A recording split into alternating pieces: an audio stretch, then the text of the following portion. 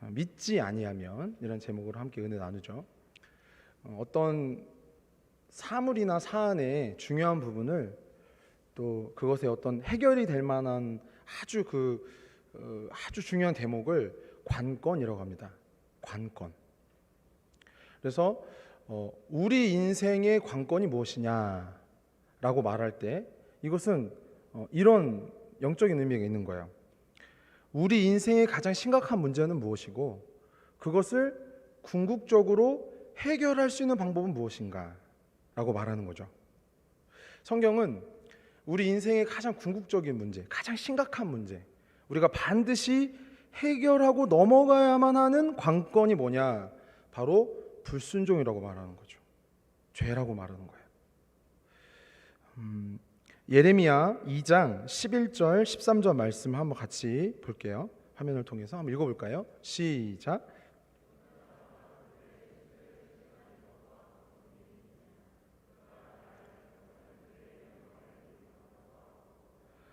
너 하늘아 이 일로 말미암아 놀랄지어다.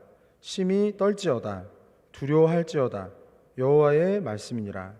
내 백성이 두 가지 악을 행하였나니 곧 그들이 생수의 근원되는 나를 버린 것과 스스로 웅덩이를 판 것인데 그것은 그 물을 가두지 못할 터진 웅덩이들이니라. 아멘.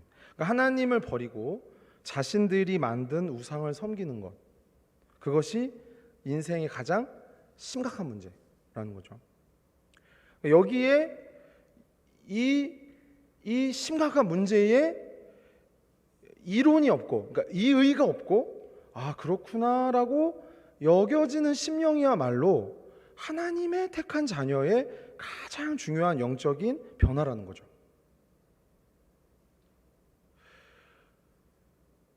어떤 전문가의 말이나 어떤 우리의 경험이 아니라 하나님의 말씀이, 성경이 우리 인생들에게 가장 심각한 문제가 그것이다 라고 할 때 그것을 받아들이는 마음, 어린아이와 같은 마음, 여러분 그것이 여러분에게 회복되기를 바랍니다. 교만하지 않는 마음, 내 판단을 내세우지 않는 겸비함이 회복돼야 하는 거죠. 굉장히 중요합니다. 그래서 의사 선생님들이 이 진료할 때 가장 힘든 게 뭐냐면 이제 환자분들이 누가 그러는데 이렇게 말하는 거죠.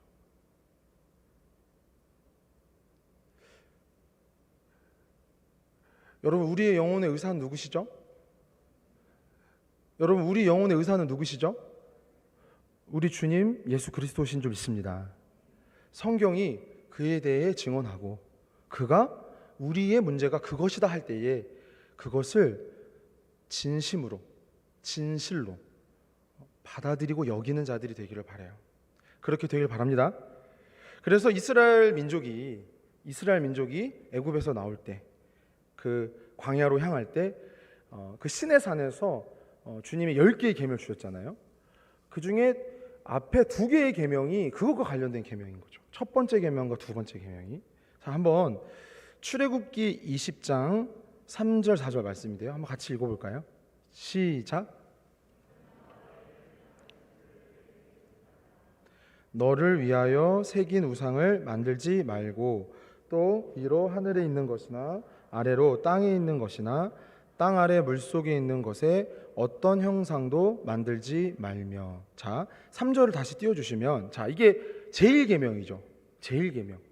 그러니까 하나님이 그 백성과 언약을 맺을 때, 그 법을 주실 때, 그러니까 하나님이 누구이고 하나님의 자녀라면 어떻게 살아야 한다라고 그 말씀하실 때 가장 첫머리에 하신 말씀이죠.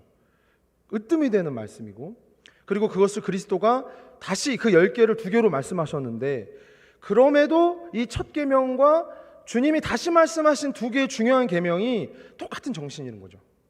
다른 것이 아니라. 그래서 첫 번째 계명 다시 한번 읽어볼까요? 자, 출애굽기 20장 3절 시작. 너는 나 외에 다른 신들을 내게 두지 말지니라. 자, 여기 이 계명에는 2가지 영적인 의미가 있어요. 하나는 뭐냐? 하나님, 여호와 하나님 말고는, 자, 한번 죄송하지만 따라 볼까요? 여호와 하나님 외에는 다른 하나님은 없습니다. 여러분 믿으십니까? 여러분 믿으십니까? 그러니까 그 계명과 그 첫 정신과 같이 있는 게 뭐냐? 다른 신을, 다른 우상을, 다른 것을 의지하지 말라라는 거죠. 그래서 우리가 앞서 본 예레미야 2장 13절 그 전후의 말씀, 우리 하나만 더 찾아볼까요? 예레미야 2장 한번 찾아보겠습니다. 그 뒤에 부분을, 예레미야 2장 18절 19절 한번 열어볼게요. 성경을 예레미야 2장 18절 19절 한번 열어볼게요.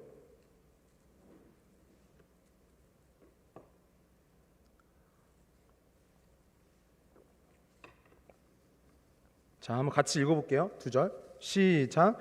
네가 시올의 물을 마시려고 애굽으로 가는 길에 있음은 어찌 됨이며 또 네가 그 강물을 마시려고 아수르로 가는 길에 있음은 어찌 됨이냐.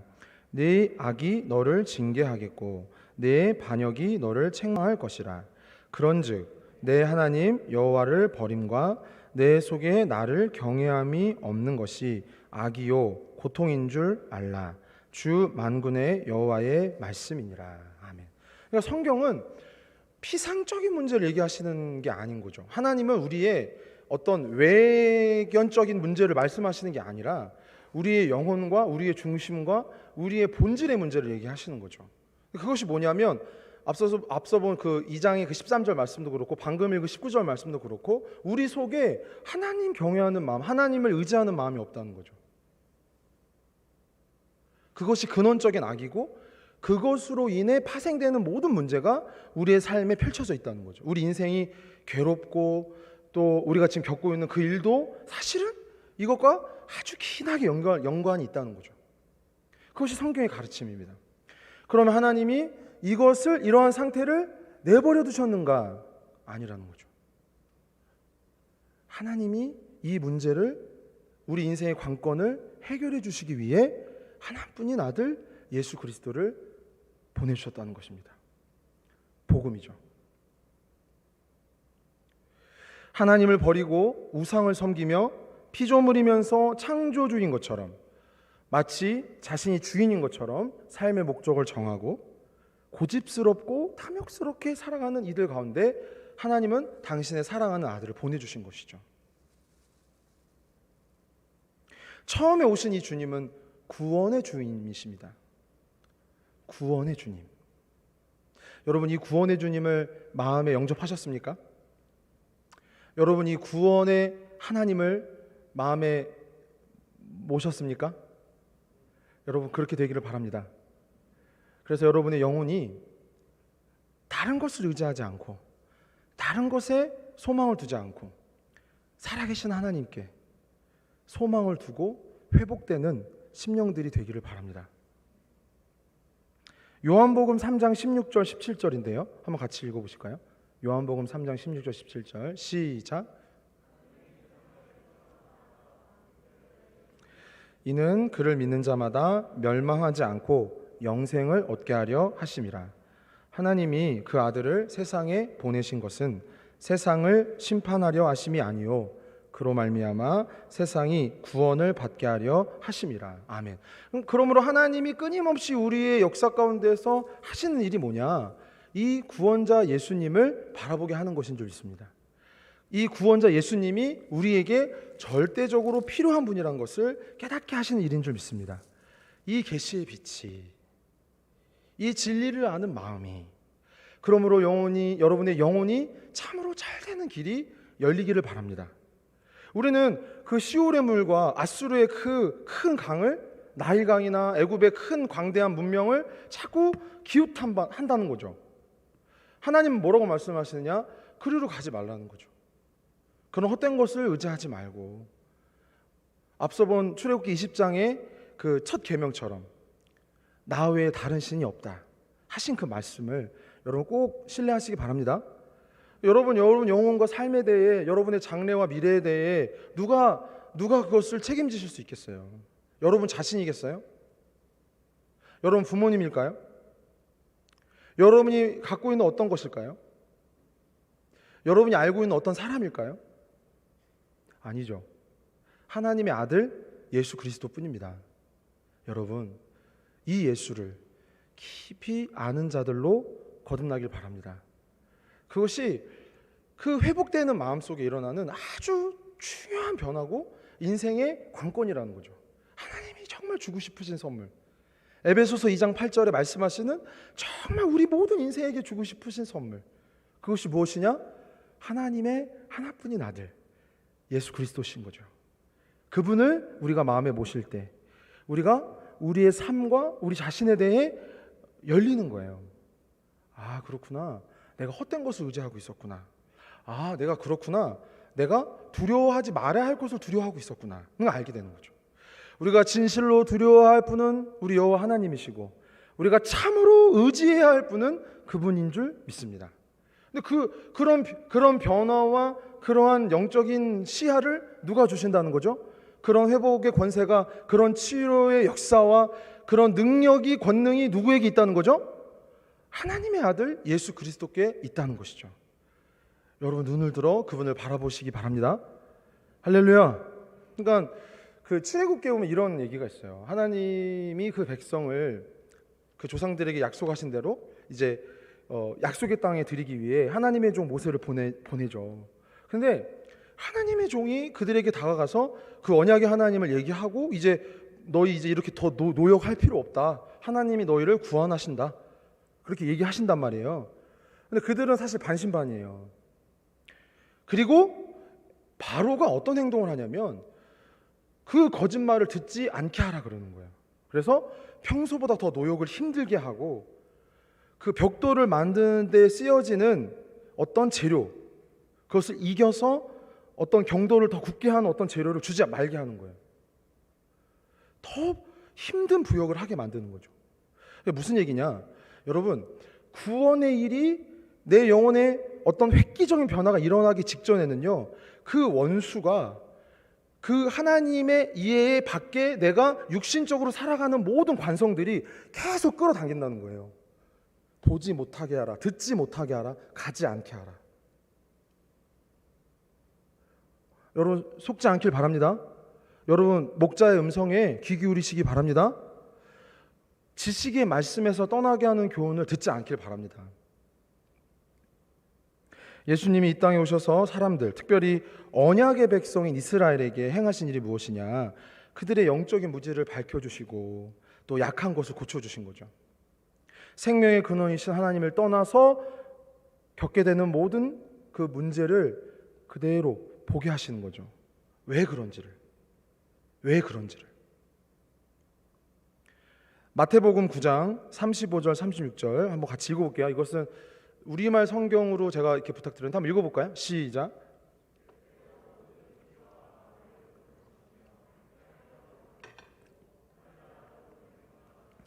모든 질병과 아픔을 고쳐주셨습니다. 예수께서 무리를 보시고 그들을 불쌍히 여기셨습니다. 그들이 목자 없는 양처럼 시달리고 방황하고 있었기 때문입니다. 그러니까 마태복음 9장에 지금 이 9장 36절 저 말씀, 이 9장 한 장을 이따가 설교 중간에 한 표로 정리해서 다시 말씀드릴 텐데 이 한 절에서 우리가 알 수 있는 거죠. 왜요? 우리가 왜 우리가 시달리고 우리가 왜 방황하죠? 우리가 왜 질병과 아픔을 가운데 거하죠? 왜죠? 목자 없는 양처럼 있기 때문이죠. 목자 없는 양처럼. 우리 영혼의 목자가 누구세요? 우리 영혼의 목자가 누구세요? 우리 영혼의 주인이 누구세요? 우리 영혼을 누가 책임져 주시죠? 우리 영혼을 누가 새롭게 하십니까? 우리 영혼을 주장하시는 분이 누구죠? 여러분, 예수 그리스도입니다. 그분만입니다. 여러분, 꼭 이분을 깊이 아는 자들이 되길 바랍니다. 할렐루야. 그리고 여러분이 개인적으로 성경을 보실 때 제가 이제 아까 우리말 성경 버전으로 잠깐 봤는데 그 두 절을 이런 성경들을 좀 참고해서 보시면 좋겠어요. 이 개역 개정도 사실 이 개역 한글에서 조금 더 쉬운 언어로 바뀌었지만 개역 개정도 좀 어렵죠. 그렇죠? 읽으실 때 좀 막히죠. 웃으시네요, 한 두 분이. 그러니까 몇 개 성경을 제가 버전 알려드릴게요. 적으세요. 적으세요. 펜을 적으라고 하면은 펜을 들거나 뭐 노트펜을 들거나 뭐 들으세요. 우리말 성경, 쉬운 성경, 현대 인해 성경. 한 요 세 권 정도만 좀 참고하세요. 보실 때 개역 개정도 어렵잖아요. 안 적으신 분은 뭐 하나도 안 어렵다는 거죠? 적으시라고요. 자, 뭐 무슨 성경이겠죠? 우리말 성경, 쉬운 성경, 현대인의 성경. 한 요 세 권만 좀 참고하세요. 아셨죠? 그래서 조금, 왜냐하면 의미로서 더 성경을 보는 게 중요하거든요. 의미로서. 그러니까 단어나 어떤 번역의 어려움으로 의미가 오지 않으면 참 그게 아쉽잖아요. 그렇죠? 그러니까 개역 개정이나 뭐 더 어려운 성경을 봐서 그게 더 의젓한 게 아니에요. 그러니까 의미로서 더 내가 잘 알아야 되겠다라는 측면으로 보면 좀 그런 거를 좀 활용하세요. 그거 한 커피값 한 두어 잔만 아껴도 살 수 있거든요. 또 이게 요즘에 앱도 잘 돼 있어서 좀 구매도 할 수 있고. 알겠죠? 자, 요한복음 8장 12절 한번 볼까요? 주님이 또 당시 이렇게 얘기하세요. 자, 요한복음 8장 12절 시작. 나는 세상의 빛이니 나를 따르는 자는 어둠에 다니지 아니하고 생명의 빛을 얻으리라. 그러니까 우리는 단박에 알 수 있죠. 어둠이 뭐라는 거죠? 하나님 아닌 것을 의지하는 것, 그것이 어둠이라는 거죠. 하나님 아닌 것을 의지하는 것, 진리가 아닌 것에 전전긍긍하는 것, 하나님이 이르시지 않는 것에 내 마음이 빼앗기는 것, 그것이 어둠이죠. 그 모든 것을 해결하시고 그런 모든 잘못된 것에서 우리를 건져내신 이가 있으니 바로 우리의 목자이신 생명의 빛이신 세상의 빛이신 예수 그리스도십니다. 여러분, 예수 그리스도를 더 깊이 아는 자들이 되기를 바랍니다. 할렐루야. 한번 제수와 좀 따라 보세요. 주여, 예수 그리스도를 더 깊이 알기 원합니다. 할렐루야. 본문에 이렇게 말씀하시잖아요. 내가 너희에게 말하기를 너희가 너희 죄 가운데서 죽으리라. 너희가 만일 내가 그인 줄 믿지 아니하면 죄 가운데서 죽으리라. 하나님이 보내주신 유일한 구원자, 유일한 중보자, 세상의 빛, 그분을 따를 때에야만, 그분을 믿고 의지해야만 우리 속의 모든 어두움은, 영적인 교만은 도말되고 우리가 어린아이 같은 심령으로 하나님께 드려지게 될 줄 믿습니다. 굉장히 그게 중요한 거예요. 왜냐하면 지금 제가 전해드린 이 복음과 이 영적인 일, 하나님께서 정말 우리에게 주고 싶으신 선물의 이 일에 대해서 우리가 마음을 열지 못하면 방황해도 왜 방황하는지를 모르는 거죠. 내가 헤매여도 왜 헤매 있는지를 모르는 거죠.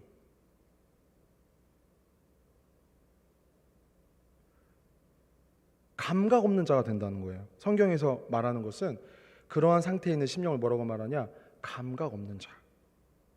그래서 복음서에 보면 그 한센병 분들이 나오시잖아요. 한센병 분들이. 그것이 영적으로 어떤 의미냐? 감각이 없는 자를 얘기하는 거예요. 그러니까 자기의 코가 떨어지고 살이 떨어지고 다리가 떨어져도 왜 떨어지는지 몰라요. 아프지도 않죠. 왜요? 우리가 아까 방금 읽었잖아요. 그들이 목자 없는 양처럼 시달리고 방황하니까요. 그게 관건이거든요. 그게 관건이에요. 그게 우리 인생의 관건이에요. 다른 것은 관건이 아니에요. 다른 것은 그 관건만 해결되면 주님이 다 알아서 채워주시고 우리의 은사와 재능대로 우리의 소명과 부르심대로 채워주실 줄 믿습니다. 근데 이것이 자꾸 이 관건이 되는 중요한 문제에 대해 우리가 자꾸 도외시하고 자꾸 호도하고 자꾸 미루니까 내가 시달리고 방황할 때에 어디로 가고 있고 왜 시달리는지를 모르는 거예요. 마치 그 한센병의 어떤 영적인 특징과 같은 거죠. 그러므로 사랑하는 여러분, 그러므로 사랑하는 주의 권속들이요, 하나님이 보내신 그 아들 예수 그리스도를 깊이 아는 자들이 되기를 바랍니다. 깊이 알아야 돼요. 이 예수 그리스도를 깊이 알아야 돼요. 사람은 다른 위로와 다른 소망이 없어요. 계속 살펴볼게요. 우리가 죄 가운데 죽을 것은 누구도 막을 수 없어요. 그것뿐입니까? 죽음 뒤에 죽음이 끝이 아니라 하나님의 심판이 있습니다. 히브리서 9장 27절을 볼게요. 한번 같이 읽어볼까요? 히브리서 9장 27절. 사실 죽음보다 이게 더 두려운 거예요. 여러분은 죽음이 두렵죠? 여러분은 죽음 이하의 땅에 어떠한 것이 두렵죠? 아니에요. 성경은 그게 두려운 거라고 말하지 않아요. 성경은 하나님 앞에 서는 것이 두렵다고 말하죠. 할렐루야. 그러니까 여러분, 성경은요, 시편 19편에 우리의 어두운 것을 밝혀주는 거예요. 우리는 여전히 어둡고 교만하고 무지해서 이게 중요하고 이게 관건이다라고 말하는 것에 대해, 목자의 음성에 대해 자꾸 피하잖아요. 그러나 여러분, 이 시간만큼은 이때에 하나님께서 주시는 은혜의 기회임을 알고, 할렐루야, 마음을 열고 여러분의 눈이 새로워지고, 아 그렇구나, 내가 왜 시달리고 왜 방황하고 왜 어려운지에 대해서 오늘만큼은, 이 시간만큼은 이때임을 알고 그리스도를 깊이 아는 자들로 나아가게 되기를 바라요. 할렐루야. 한번 읽어볼까요? 히브리서 9장 27절. 자, 화면을 통해서 시작.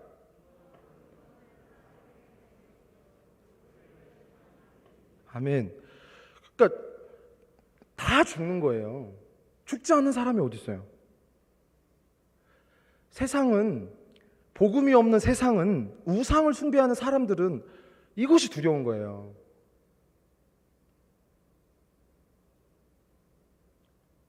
근데 성경은 그 죽음 이유를 얘기해 주는 거죠. 얼마나 감사해요. 이게 감사한 거예요. 우리가 성경을 통해서 우리의 인생의 관건과 그것을 풀어주신 분에 대해서와 우리의 죽음과 그 이유에 대해서 이 계시의 빛으로 우리를 비춰주시니 얼마나 감사합니까? 그것을 우리에게 선사하신 예수 그리스도가 얼마나 감사합니까? 여러분, 무엇이 감사합니까? 무엇이 여러분의 관심사입니까? 목자의 음성에 귀 기울이는 심령들이 되기를 바랍니다. 이러한 비참한 처지에 있는 우리를 누가 구원해 주셨어요?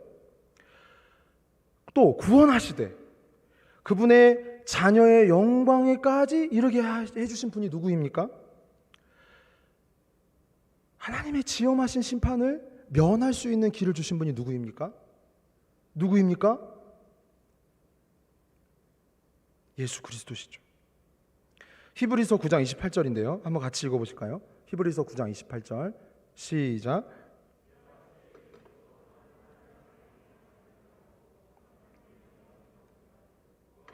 하기 위하여 죄와 상관없이 자기를 바라는 자들에게 두 번째 나타나시리라. 우리는 앞서 요한복음 3장 16절 17절을 통해서 예수님이 처음 오신 이유를 들었습니다. 예수님이 처음 오신 이유는 뭐라고 그랬죠? 심판하시기 위해서 오신 것이 아니라 그 심판을 면하게 하기 위해서 세상의 빛으로 오신 줄 믿습니다.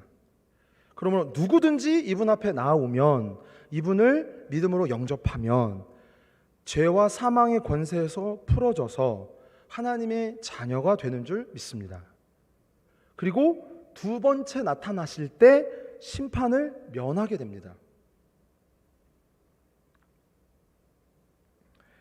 인생의 가장 중요한 관건은 죄이고 불순종이고 하나님을 경외하지 않는 마음입니다. 그리고 죄에서 벗어난 삶을 주님이 다시 오실 때까지 믿음으로 지키는 이 싸움에 대해서 주님은 다시 한번 강조하시는 거예요. 우리가 어떠한 상황을 만나든 어떠한 형편에 놓여 있든 우리 믿음을 지키는 여러분이 되기를 바랍니다. 코로나가 왜 우리 믿음을 시험하는 것이냐 할 때 이 부분을 설명해 드리고 싶었어요. 여러분, 우리는 이 팬데믹이 있기 전에도 우리 안에는 하나님의 일에 대해 부지런하지 않고 예배와 경건한 것에 힘쓰지 않는 습성이 있었어요. 그죠? 우리가 앞서서 계속 우리 예레미야 2장 말씀 통해서 보았죠. 근데 이 팬데믹이 내가 원래 갖고 있었던 믿음의 일에 대해, 하나님의 일에 대해 게으르고 나태하고 무선하지 않은 것이 굉장히 이유가 되는, 이것이 더 타협이 되는 이 상황이 되면 안 된다는 거예요. 그게 하나님이 이 팬데믹을 통해서 우리를 시험하시는 거죠. 그러니까 이게 있거나 없거나 사실 상관없이 우리가 우리의 마음을 지키고 이 세상에 오신 유일하신 구원자를 위해 우리가 더 나아가야 하는 것, 그것을 시험하신다는 거예요. 그것을 주님이 지켜보신다는 거죠. 그래서 여러분 그 시험에 다 통과하시기 바랍니다. 어떻게 잘 치르고 계세요? 지금 몇 점쯤 받으신 것 같아요? 지금 이 시험에, 이 팬데믹이라는 시험에서 여러분 몇 점쯤 받고 계신 것 같아요? 한번 스스로 점수를 내보세요. 스스로 내가 정말 이 팬데믹 유무를, 그러니까 이 팬데믹 유무를 떠나서 내가 내 마음을 지키고 유일하신 구원자인 예수님을 알아가는 일에 대해, 더 깊이 알아가는 일에 대해, 이분을 통하여 하나님을 경외하는 삶에 대해 내가 타협하지 않고 물러나지 않고 변명하지 않고 내 본분과 내 직분과 내 부르심에 대하여 그 중심을 지키는 자들 보신다는 거죠. 있나 없나 이 낙원에.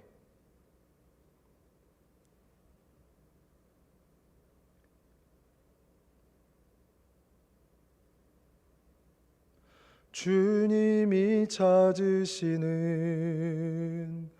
그 한 사람, 그 예배자, 내가 그 사람 되길 간절히 주께 예배하네. 그 한 사람이 됩시다. 그 한 사람이 되길 바래요.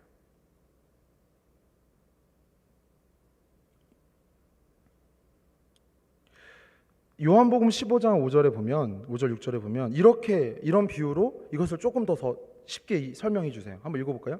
요한복음 15장 5절 6절 시작.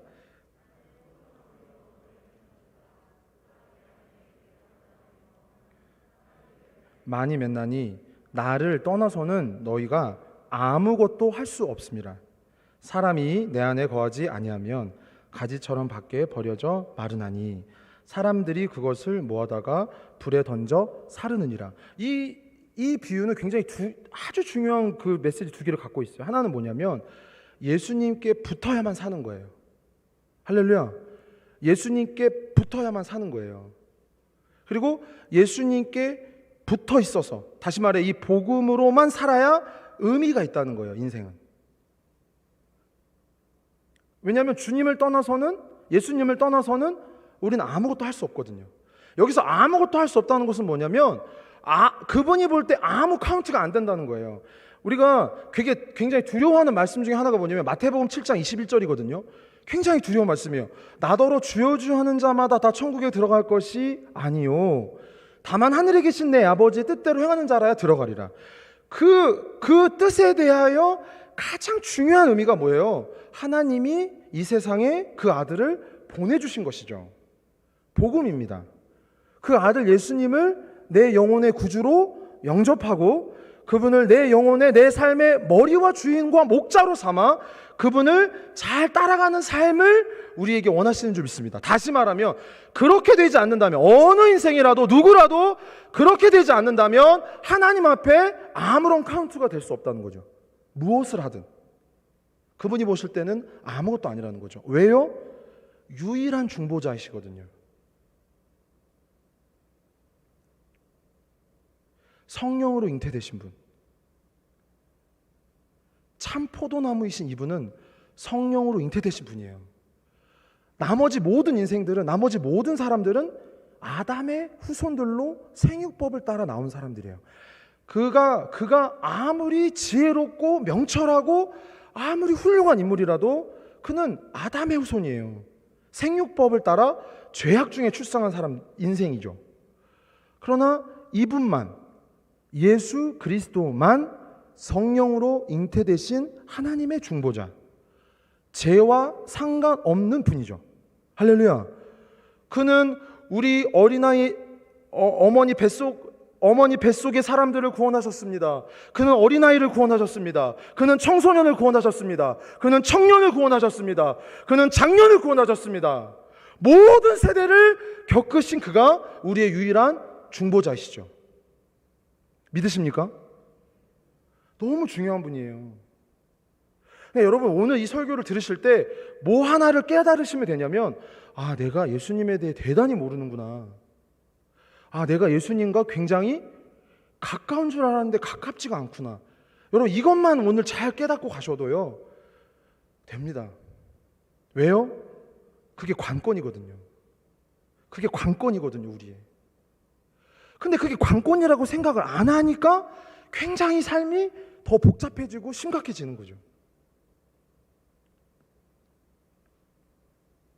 잠언 19장 2절 3절에 이런 말씀이 있어요. 한번 같이 읽어볼까요? 잠언 19장 2절 3절 시작.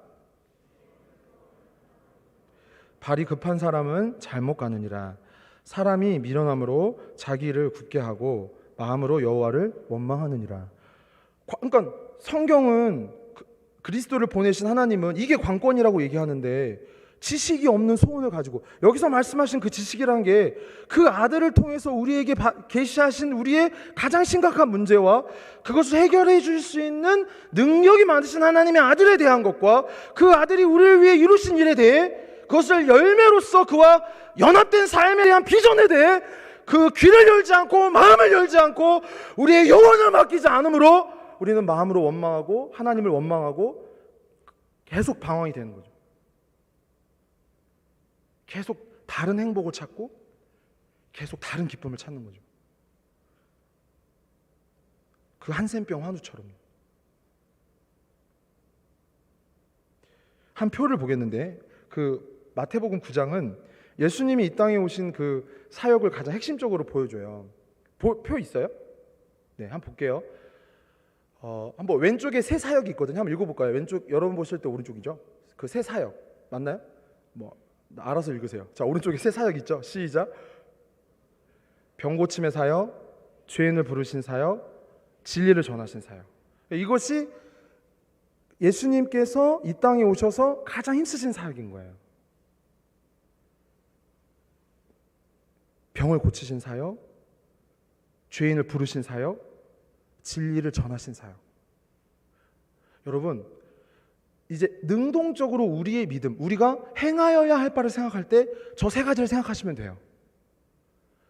약하고 소외되고 가난하고 힘없는 이웃에 대한 우리의 마음, 그리고 그것을 도울 때에, 가교로서 그것을 도울 때에 우리가 전해야 할 진리에 대한 거룩한 부담, 그 생명과 영혼에 대한, 그리고 그 중심에 우리가 예수 그리스도의 제자로 서야 하는 그 성실함. 이것이 우리가 능동적으로서 우리의 믿음을 점검하는 예수님께서 아주 힘쓰신 일에 대한 우리의 힘써 순종해야 할 바인 거죠. 우리 교회가 우리 스스로를 점검할 때 한번 또 이것도 점검해 보세요. 내가 이 세 가지 사역에 내가 어떻게 삶에서 이것을 잘 표출하고 있는가, 이것을 내가 어떻게 준비하고 있는가, 이것을 내가 어떻게 능동적으로 반응하고 어떠한 역할로서 내가 이것을 공동체에 대해서나 세상에 대해서나 그렇게 행하고자 하는가, 그런 고민과 어떤 목표의식을 갖고 내가 그것을 살아가려고 하는가. 근데 전혀 이것과 관계없이 세상 사람들이 말하는 것으로 채워져 있다면 사실 관계없는 거죠. 예수님과 그 나라와. 그래서 아까 마태복음 7장 21절에 나더러 주여 주여 하는 자마다 다 천국에 들어갈 것이 아니라고 말씀하신 거죠. 이렇게 예수님이 놀라운 능력과 사역을 베푸셨음에도 어울리지 않는 어떤 시각과 발언을 하는 인물들이, 한 부류들이 있습니다. 마태복음 9장 33절 34절인데요. 한번 같이 읽어볼까요? 마태복음 9장 33절 34절 시작.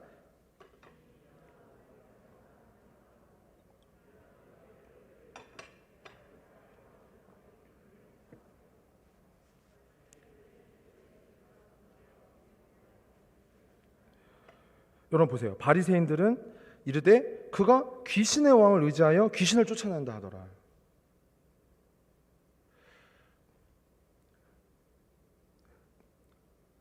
성경이 이게 관건이다. 잘 들으십시오. 여기서부터 이제 결론입니다. 잘 들으세요. 성경이 그 아들을 통해서 이게 관건이야. 너의 영혼에, 너의 삶에 이게 관건. 이게 제일 중요해. 이걸 받아들이지 않으면 이렇게 되는 거예요. 방금 9장 34절의 이 부류처럼.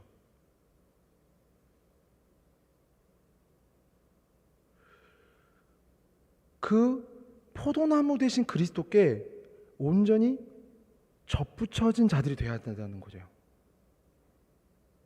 그의 사람이 되어야 하는 거죠. 한번 죄송하지만 따라볼까요? 주여, 주여, 예수의 사람이 되게 하소서. 예수의 사람이 되게 하소서. 근데 그렇지 않으면 중간은 없는 거예요. 적당한 위치는 없어요. 내가 주일 성수하고 뭐 11조를 드리고 뭐 선교를 나가고 왜요? 다 할 수 있죠. 근데 가장 중요한 이 부분에 대해서는 전혀 외인이 될 수 있다는 거죠. 마태복음 7장 21절의 경고처럼. 그들은 예수님을 인정하지 않았습니다. 예수님의 사역을 부인했습니다. 예수님이 하나님께 보냄받은 자라는 것을, 구원자라는 진리를 거부하죠. 그 생각에 뭐가 있었냐? 자신들의 문제는 자신들이 알아서 해결할 수 있다고 생각한 거예요. 성경이 말하는 인생의 관건은 관건이 아니다라고 자의적으로 해석한 거죠.